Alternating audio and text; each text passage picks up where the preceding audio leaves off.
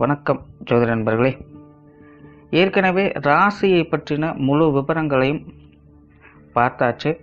அதாவது ஒவ்வொரு ராசிக்குமே என்ன மாதிரியான குணாதிசயங்கள் இருக்கும், எந்த மாதிரியான வாழ்க்கை அமைப்பு இருக்கும், என்ன மாதிரியான உறவு முறைகள் இருக்கும் அப்படின்னு விளக்கமாகவே பார்த்தாச்சு. அதே போல் லக்ன விவரங்களையும் பார்த்தாச்சு. ராசி அமைப்பை போலவே லக்னத்திற்கும் ஒவ்வொரு விஷயங்களும் எப்படி இருக்கும் அப்படின்னு தனித்தனியாகவே சொல்லியிருக்கும்.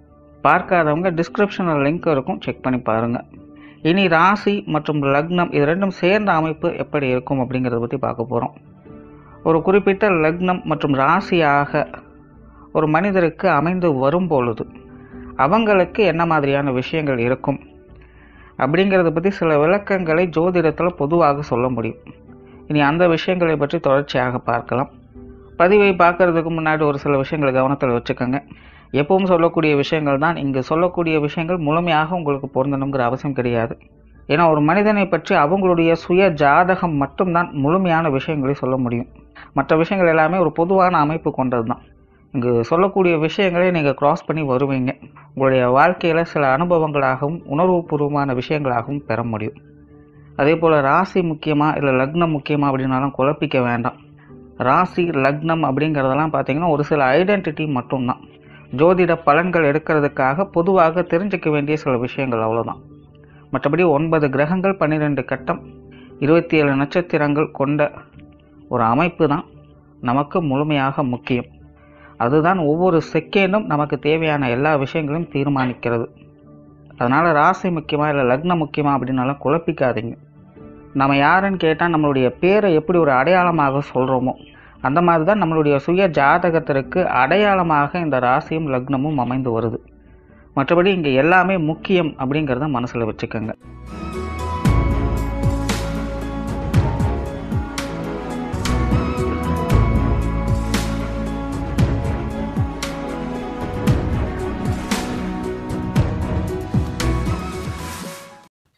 ரிஷபராசி கும்ப லக்னம்.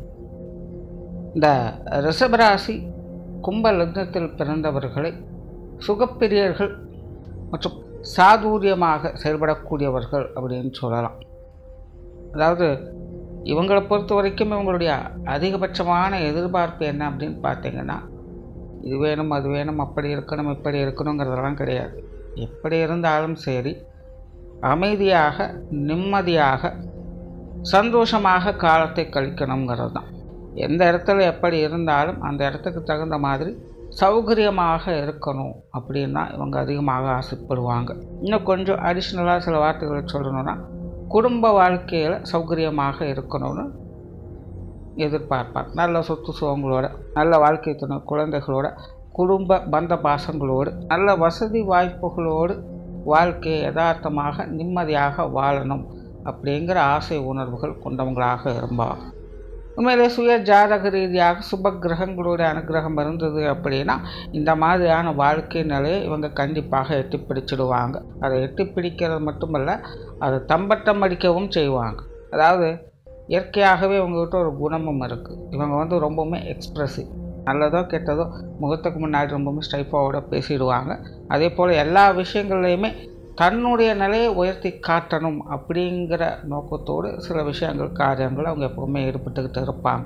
அதனால் இவங்களை பொறுத்த வரைக்கும் எல்லா நிலைகள்லையுமே அந்த நான் உணர்வு அப்படிங்கிறது எப்போவுமே கலந்து தான் இருக்கும். ஸோ அப்படி இவங்களுக்கு சுய ஜாதக ரீதியாக சுப கிரகங்களுடைய அணுகப்பட்டிருந்தால் உங்களுடைய வாழ்க்கை நிலை இவங்க எதிர்பார்க்கக்கூடிய சுக சௌகரியங்களுடைய வாழ்க்கை நிலையை எட்டி பிடிக்கக்கூடிய நிலை மட்டுமில்லை, அதை வெளிக்காட்டக்கூடிய நிலைகளும் அவங்களுக்கு உண்டு. நான் இப்படியெல்லாம் இருக்கேன் பார் அப்படின்னு 4 பேர் முன்னாடி காட்டவும் செய்வாங்க, சொல்லி காட்டவும் செய்வாங்க. அதுவே சுய ஜாதக ரீதியாக அப்படியே ரிவர்ஸ் ஆகிடுச்சுன்னு வைங்களேன், ஒருவேளை அசுப கிரகங்களுடைய சேர்க்கைகள் ஏதாவது ஏற்பட்டு இருந்தது அப்படின்னா உங்களோட வாழ்க்கை நிலையிலிருந்து சுக சௌகரியங்களுக்காக தேடி ஓடக்கூடியவங்களாக இருப்பாங்க. அதை விட்டு கொடுக்க மாட்டாங்க, அது தேடி ஓடிக்கொண்டே இருப்பாங்க. அவங்களுடைய சாதுரியமான அந்த புத்தியை பயன்படுத்தி அந்த நிலையை அப்பப்போ தொட்டு ரிவர்ஸ் ஆகிடுச்சுவாங்க. அதாவது முழுவதுமாக வாழ்க்கை முழுவதும் அவங்களுக்கு கிடைக்காது. அப்பப்போ அந்த நேரம் எட்டி பார்த்து திரும்பவும் வாழ்க்கையில் அந்த ஏற்ற இறக்கங்களை பார்க்க கிளம்பிடுவாங்க. பட் அப்பவும் கூட இவங்ககிட்ட இருக்கக்கூடிய அந்த பாசிட்டிவான விஷயங்களை எக்ஸ்ப்ரெஸ் பண்ணத்தான் அவங்க பார்ப்பாங்க. ஸோ இவங்களை பொறுத்த வரைக்கும் மூடி மறைக்கக்கூடிய விஷயங்கள் அப்படிங்கிறதெல்லாம் எதுவும் கிடையாது. தன்னை எல்லாருக்கும் தெரிஞ்சுக்கணும், தன்னை பற்றி 4 பேர் புகழணும், 4 பேர் முன்னாடி தான் பெருசாக இருக்கணும் அப்படிங்கிற நிலைகளில் எப்போவுமே தன்னை ஏதோ ஒரு வகையில் வெளிக்காட்டி கொண்டே இருப்பாங்க. அதில் நல்லது கெட்டது பாசிட்டிவ் நெகட்டிவ் சரி தவறு அப்படியெல்லாம் எதுவுமே கிடையாது. எப்பேற்பட்ட நிலைகளையும் இவங்களுக்கு உண்டான விஷயங்களை இவங்க எக்ஸ்ப்ரெஸ் பண்ணிக்கிட்டே இருப்பாங்க. அது அவங்களுடைய இயற்கை குணமாகத்தான் இருக்கும். இருந்தாலுமே தனிப்பட்ட முறையில் இவங்களுடைய அதிகபட்ச எதிர்பார்ப்பானது சுக சௌகரியங்களோடு வாழக்கூடிய அமைப்புகள் தான். குடும்பத்தை அரவணைத்து மகிழ்ச்சியோடு போகக்கூடிய நிலைகளை தான் இவங்க அதிகம் எதிர்பார்ப்பாங்க. நல்ல புத்தி சாதுரியம் மிக்கவர்கள், பல விஷயங்களையும் கற்று தேர்ந்து கொள்ளக்கூடிய திறன் இவங்களுக்கு இயற்கையாகவே உண்டு. அந்தந்த கால நிலைகளுக்கு ஏற்ப ஏற்ற கல்வி படிப்புகளை பெறக்கூடிய நிலைகள் இவங்களுக்கு உண்டு. இவங்களுக்கு படிக்காத மேதைங்கிற பட்டமும் உண்டு, படித்த மேதை அப்படிங்கிற பட்டமும் உண்டு. அதாவது இவங்களை பொறுத்த வரைக்கும் படித்த சில விஷயங்களை கற்றுக்குவாங்க, படிக்காமலே பல விஷயங்களும் அவங்க கற்றுக்குவாங்க. தானாகவே ஒரு வித்தையை கற்றுக்கொண்டு அது கைதேர்ந்து செயல்படக்கூடிய நிலை இவங்களுக்கு உண்டு. மற்றவங்களால் முடிக்க முடியாத காரியங்களை கூட சிறப்பாக முடித்து காட்டுவாங்க. சிரமம் பார்க்காமல் செயல்படுவாங்க. மற்றவர்கள் தேவையிருந்து செயல்படக்கூடிய குணம் இவங்களுக்கு உண்டு. அவங்க உதவின்னு கேட்டு வரும்போது கண்டிப்பாக இவங்க அதை முன்னின்று செய்து கொடுக்கவே விரும்புவாங்க. பட் இங்கே பிரச்சனை என்ன அப்படின்னு பார்த்தீங்கன்னா, இவங்களை சுற்றி இருக்கக்கூடிய பெரும்பாலானோர் காரியவாதிகளாக இருப்பாங்க.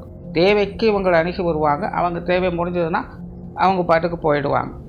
ஸோ பெரும்பாலும் இவங்களை சுற்றி இருக்கக்கூடியவங்க அது யாராக இருந்தாலும் சரி ஒரு நிலைகளில் காரியவாதிகளாகத்தான் இருப்பாங்க. பட் இங்கேயும் பார்த்தீங்கன்னா சுய ஜாதக ரீதியாக சுப கிரகங்களுடைய அனுகிரகம் இருந்தது அப்படின்னா இந்த மாதிரியான சங்கடங்கள் பெரிய அளவில் இவங்களை பாதிக்காது. இந்த விஷயங்கள் இருக்கும், பட் இதனால் பாதிப்புகள் அப்படிங்கிறது இருக்காது. எல்லாத்தையும் அனுசரித்து போய்க்குவாங்க. பட் அதுவே அசுப கிரகங்களுடைய தாக்கங்கள் தொடர்புகள் ஏற்பட்டிருந்தது அப்படின்னா இந்த நிலைகளால் வாழ்க்கையில் நிறைய பாதிப்புகள் அப்படிங்கிறது இருக்கும். குறிப்பாக மன ரீதியான டென்ஷன்கள், அலைச்சல்கள், விருப்பு வெறுப்புகள் போன்ற விஷயங்கள் அதிகரிக்கும். அது இவங்களை பொறுத்த வரைக்கும் தன்னை தேடி வர்றவங்களுக்கு செஞ்சு கொடுக்காமல் இருக்க போகிறது கிடையாது. தன்னால் என்ன முடியுமோ அதை பக்குவமாக பார்த்து எல்லா விஷயமும் செஞ்சு கொடுத்துருவாங்க. ஆனால் தன்கிட்ட யாருமே உண்மையாக நன்றியாக இருக்க மாட்டேங்கிறாங்களே அப்படின்னு நினச்சி அவங்க வெறுப்பையும் சலிப்பையும் பெறக்கூடிய நிலைகளும் அவங்களுக்கு இருந்துக்கிட்டு தான் இருக்கும். தாங்கிட்ட மட்டும் ஏன் எல்லோரும் இப்படி நடந்துக்கிறாங்க அப்படின்னு அடிக்கடி மனம் நொந்து கொள்ளக்கூடிய நிலைமை அவங்களுக்கு ஏற்பட்டுக்கிட்டே இருக்கும். எந்த நிலையிலையும் மற்றவங்க தேவையிருந்து செயல்படக்கூடிய நிலை இவங்களுக்கு இயற்கையாகவே உண்டு. பேச்சுவார்த்தைகளை திறன் பெற்றவங்களாக இருப்பாங்க. அவங்களுடைய பேச்சில் இயற்கையாகவே நக்கல் நையாண்டித்தனம் அதிகமாக இருக்கும். மற்றவர்களை கவர்ந்து இழுக்கக்கூடிய விஷயங்களை கைத்தேர்ந்தவங்களாக இருப்பாங்க. இவங்களுடைய பேச்சுவார்த்தைகள் மற்றும் இவங்களுடைய காரியங்கள் செயல்பாடுகள் வகையில் மற்றவங்க கொஞ்சம் ஈஸியாக அட்ராக்ட் ஆகவே செய்வாங்க. அதனால் இயற்கையாகவே இவங்ககிட்ட மற்றவங்களை கவர்ந்து இழுக்கக்கூடிய தன்மைகள் என்பது உண்டு. இன்னும் சொல்லப்போனால் இவங்க கூட யார் இருந்தாலும் சரி அவர்களையும் இவங்களைப் போலவே மாற்றக்கூடிய திறன் பெற்றவங்களாக இருப்பாங்க. உண்மையிலே இவங்கெல்லாம் குடும்ப வாழ்க்கையில் தலைமை பண்புகளில் இருக்கிறாங்க. அப்படிங்கிற பட்சத்தில் குடும்பத்தில் இருக்கிற எல்லாருமே கிட்டத்தட்ட இவங்களைப் போலவே மாற ஆரம்பிச்சிடுவாங்க. பேச்சுவார்த்தைகள் பழக்க வழக்கங்கள் கிட்டத்தட்ட எல்லாமே ஒரே மாதிரி தான் இருக்கும். மற்றவங்க என்ன ராசி, என்ன லக்னம், என்ன நட்சத்திரம் எப்படி வேணாலும் இருக்கட்டும், அவங்க ஜாதகம் எப்படி வேணாலும் இருக்கட்டும், குணாதிசய வகையில் பழக்க வழக்கங்கள் வகையில் கிட்டத்தட்ட இவங்களுடைய சாயல்கள் அவங்களுக்கும் பிரதிபலிச்சுக்கும். ஏன்னா அந்த அட்ராக்ஷன் ஃபோர்ஸ் அப்படிங்கிறது இயற்கையாகவே மற்றவங்க மேலே பிரதிபலிக்க ஆரம்பிச்சிடும். அதனால் மற்றவர்களை கவர்ந்து இருக்கக்கூடிய வகையில் இவங்க கை தேர்ந்தவங்களாகவே இருப்பாங்க. அதே போல் கடினமாக உழைக்கக்கூடியவங்களாக இருந்தாலும் இவங்க கொஞ்சம் ஸ்மார்ட் ஒர்க்கர்ஸ் தான். நிச்சயமாக காரியத்தை முடிக்கணும்னு சொல்லி நினைப்பாங்க. அதுக்கேற்ற மாதிரி கொஞ்சம் ஷார்ட்கட்ஸ் எல்லாம் அப்பப்போ ஃபாலோ பண்ணவும் செய்வாங்க. அதே போல் இவங்க சமயோகித புத்திசாலிகள். இவங்களுக்கு இயற்கையாகவே கோபதாபங்கள் அப்படிங்கிறது உண்டு. ஆனால் அதை உடனே வெளிக்காட்ட மாட்டாங்க. சூழ்நிலை சந்தர்ப்பங்களுக்காக எதிர்பார்த்து காத்திருந்து அந்த நேரத்துக்கு அடிக்கக்கூடியவங்களாக இருப்பாங்க. அதனால் டைரக்ட் அட்டாக் அப்படிங்கிறதெல்லாம் இவங்ககிட்ட எதிர்பார்க்க முடியாது. ஸோ கோபதாபங்கள் அப்படிங்கிறது இவங்களுக்கும் உண்டு. பட் அதை உள்ளுக்குள்ளேயே வைத்து அதற்கான தக்க தருணத்திற்காக காத்திருக்கக்கூடியவங்களாக இருப்பாங்க. அதே போல் பொது விஷயங்கள் காரியங்கள் இவங்களுக்கு ஈடுபாடுகள் அப்படிங்கிறது அதிகம். மற்றவங்க சம்பந்தப்பட்ட விஷயங்கள் காரியங்களில் அதிக ஈடுபாடுகளை காட்டக்கூடியவங்க. முன்னாடியே சொன்ன மற்றவங்க தேவை எறிந்து செயல்படக்கூடிய திறவங்களுக்கு இயற்கையாகவே உண்டு. அதனால் பெரும்பாலும் இவங்களுடைய விஷயங்கள் காரியங்கள்லாம் மற்றவங்க சம்பந்தப்பட்ட விஷயங்கள் காரியங்களாகத்தான் இருக்கும். மற்றவங்களுடைய தொடர்புகள் இல்லாமல் எந்த ஒரு காரியமும் உங்கள் வாழ்க்கை நடைபெற போகிறது கிடையாது.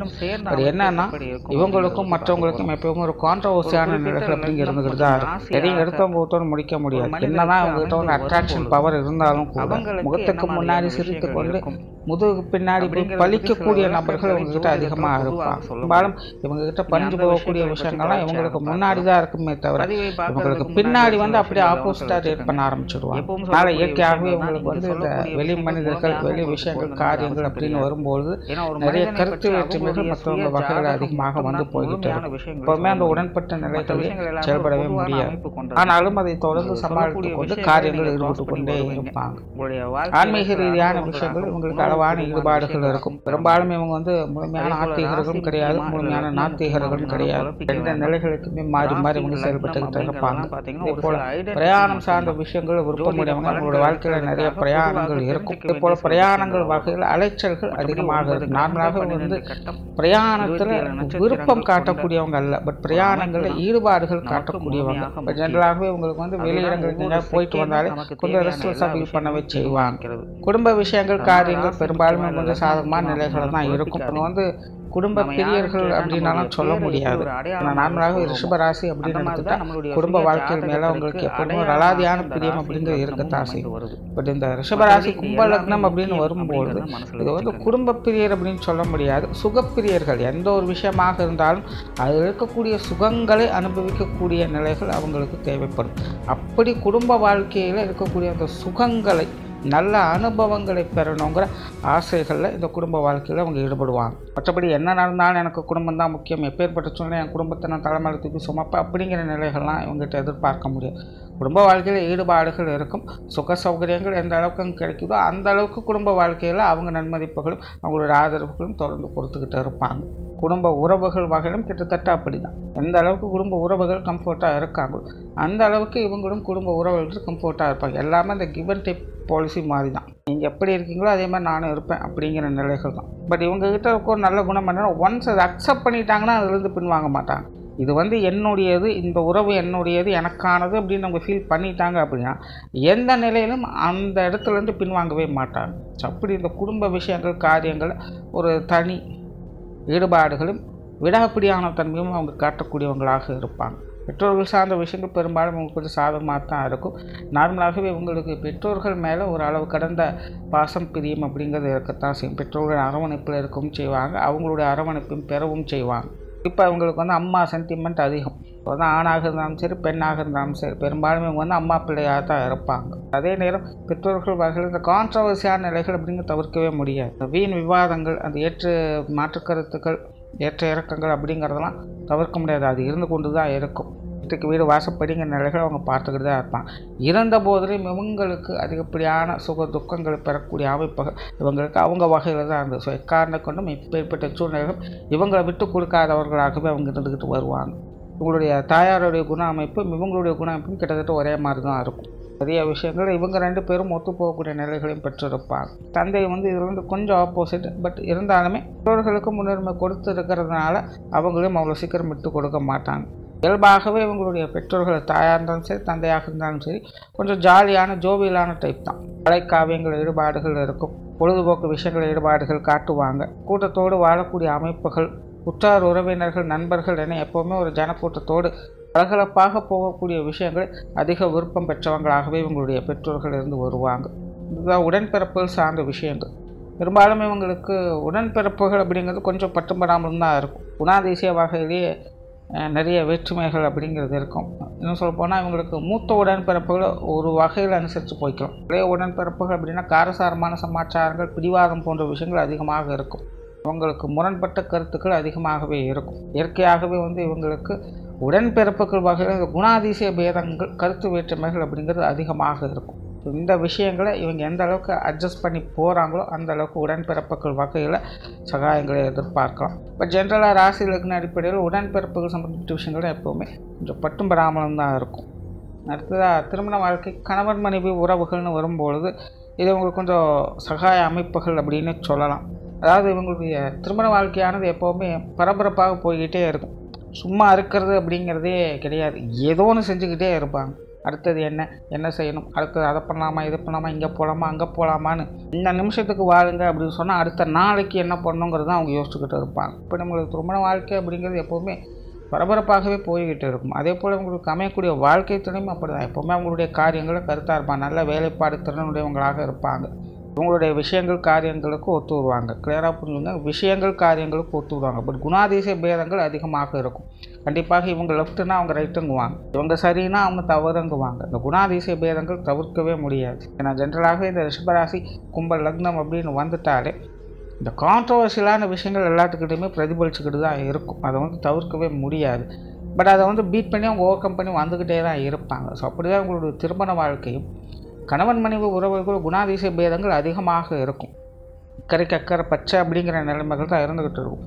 ஆனாலும் அதை ஏற்றுக்கொண்டு உருட்டி பெரட்டி வாழ்க்கையை ஓட்டி கொண்டு தான் இருப்பாங்க. அந்தந்த நேரத்துக்கு எப்படி அட்ஜஸ்ட் பண்ணுமோ அதை அட்ஜஸ்ட் பண்ணி கொண்டு போய்கிட்டே இருப்பாங்க. ஸோ இப்படி வீட்டுக்கு வீடு வாசப்படிங்கிற மாதிரி திருமண வாழ்க்கை அப்படிங்கிறது ஏற்ற இறக்கங்கள் கொண்டதாகத்தான் இருக்குது. பட் அது பிரச்சனையாக இருக்குமான்னு கேட்டிங்கன்னா கண்டிப்பாக இருக்காது. அதை சமாளிக்கக்கூடிய நிலை அவங்களுக்கு எப்போவுமே இருந்துக்கிட்டு இருக்கும். இதுலேயும் சுக சௌகரியங்களை தான் அவங்க பார்த்துக்கிட்டு வருவாங்க. அப்படிங்க கவனிக்க வேண்டியதுன்னா சுய ஜாதக ரீதியாக அசுப கிரகங்களோட தொடர்புகள் ஏதாவது ஏற்பட்டுடுச்சு, சேர்க்கை ஏற்பட்டுடுச்சு அப்படின்னா தான் கணவன் மனைவி உறவுகளுக்குள்ள பிரிவுகள் வரைக்கும் கொண்டு போய் அவங்களுக்கு குணாதிசய பேதங்கள் அதிகமாக இருக்கும்போது சுப கிரகங்களோட சேர்க்கை ஏற்பட்டுச்சுன்னா அவங்க உடன்பட்டு போக மாட்டாங்க.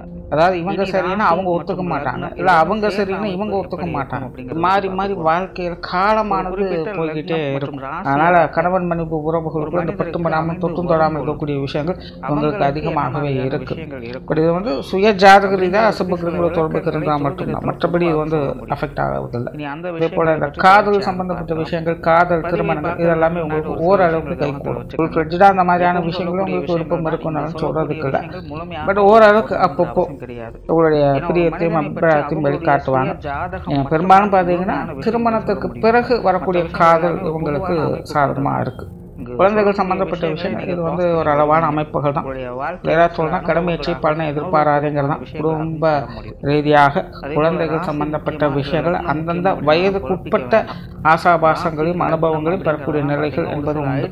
குழந்தைகள் வகையில் அவங்களுடைய வயது நிலைகளுக்கேற்ப அந்தந்த விஷயங்கள் சாதக பாதகமான அமைப்புகளை கலந்த நிலைகளும் பெற்று வருவாங்க. ஜென்ரலாகவே இவங்களுடைய குழந்தைகள் நல்ல புத்தி சாதுரியம் மிக்கவங்களாகவே இருப்பாங்க. இடம் சூழ்நிலைக்கு தகுந்த மாதிரி தகவமைத்து கொண்டு வாழ்க்கை திறனை மேம்படுத்தக்கூடிய அமைப்புகள் அவங்களுக்கு இயற்கையாகவே உண்டு. வாயுள்ள பிள்ளை பிழைச்சு கூன்னு சொல்லுவாங்க. கிட்டத்தட்ட அந்த மாதிரியான குழந்தைகளுடைய அமைப்புகள் இவங்களுக்கு ஏற்படும். குழந்தைகளுடைய நிலைகள் அப்படிங்கிற காரணத்துக்கேற்ப அனுசரித்து போகக்கூடிய அமைப்புகள் இவங்களுக்கு உண்டு. அடுத்த நண்பர்கள் உறவினர்கள் சார்ந்த விஷயங்கள் இதெல்லாமே பார்த்தீங்கன்னா ஒரு அளவான அமைப்புகள் தான். முழுவதுமாக நெகட்டிவ் அப்படின்னு சொல்றதுக்குள்ள அதே நேரம் முழுவதுமாக பாசிட்டிவ் அப்படின்னு சொல்றதுக்கும் இல்லை. தேவைக்கு வருவாங்க, அவங்க காரியம் முடிஞ்ச போவாங்க, அவ்வளோதான். அதனால் உறவினர்களோ நண்பர்களோ இங்கே நல்லவங்க கெட்டவங்க சரி தப்பு அப்படிங்கிறதெல்லாம் இவங்களுக்கு பிரித்து பார்க்குறதுக்கு பிரயோஜனம் கிடையாது. அது யாராக எப்படிப்பட்டவங்களாக இருந்தாலும் சரி, இவங்களை பொறுத்த வரைக்கும் இவங்களுடைய விஷயங்கள் காரியங்களை பொறுத்த வரைக்கும் அவங்களுக்கு தேவை ஏற்பட்டால் வருவாங்க, தேவை முடிஞ்சால் கிளம்புவாங்க, அவ்வளோதான். அதனால் உற்றார் உறவினர்கள் நண்பர்கள் அப்படின்னாலாம் வரும்போது சூழ்நிலை சந்தர்ப்பங்கள் எப்படியோ அதுக்கு தகுந்த மாதிரி இவங்களும் அனுசரித்து போய்க்கிறது நல்லது. சொத்து சுகங்கள் சார்ந்த விஷயங்கள் பெரும்பாலும் அவங்க சாதகமாக தான் இருக்கும். இன்னும் சொல்லப்போனால் சுய ஜாதக ரீதியாக உங்களுக்கு கிரக அமைப்புகள் நல்லபடியாக இருந்தது அப்படின்னா பெரிய லெவலில் சொத்து சுகங்களை பெறக்கூடிய அமைப்புகள் உண்டு. நல்ல அதிர்ஷ்டம் பெறக்கூடிய அமைப்புகள் இந்த விஷயங்கள்லாம் அவங்களுக்கு உண்டு. பூர்வீக சொத்துக்கள் எல்லாம் கூட கட்டி ஆளக்கூடிய திறன் என்பது உங்களுக்கு உண்டு. காரணம் இயற்கையாகவே அவங்க இந்த அசட் மேனேஜ்மெண்ட் சார்ந்த விஷயங்கள் ரொம்பவுமே கை தேர்ந்தவங்களாக இருப்பாங்க. இந்த வீடு நிலம் பூமி வாகனம் போன்ற விஷயங்களில் அதிக பிரியமுள்ளவங்களாக இருப்பாங்க.